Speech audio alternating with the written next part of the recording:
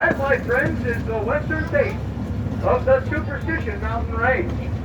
It's about 5,000 feet above sea level up on top, and geologists tell us that it was formed 30 million years ago at the edge of a volcanic caldera.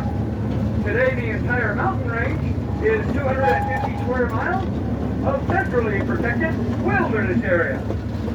That means you can't prospect or mine for gold up there anymore, but you can hike up to the top whenever you want. And now a little bit about these big tall cactus that you see all around the town. The ones with all the arms on them. There's a few of them coming up on both sides there.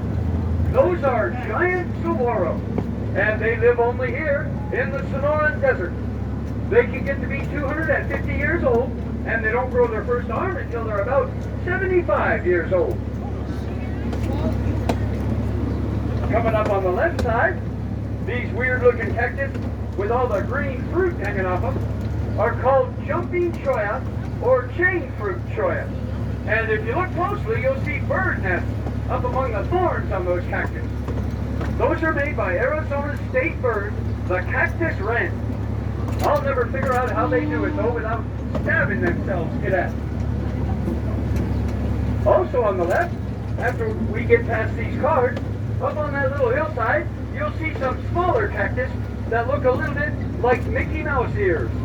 Those are prickly pear, and they produce a fruit that people use to make all sorts of jams and jellies and candy and syrup and ice cream and even a pretty good margarita, believe it or not.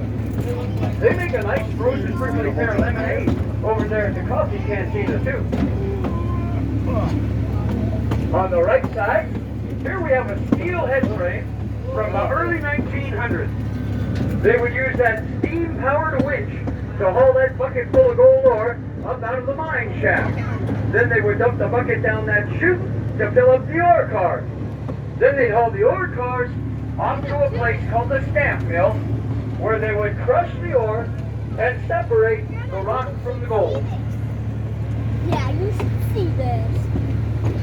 Grandma, you should see it. Now, right after we pass this telephone pole on the right side, if you look out that way, you're going to see a great big hole in the ground. That is the Lost Mine. Now, today it's an open pit mine or strip mine, but it started out as one of the 4 large underground mines that were out here. What happened was a family bought that claim in 1983.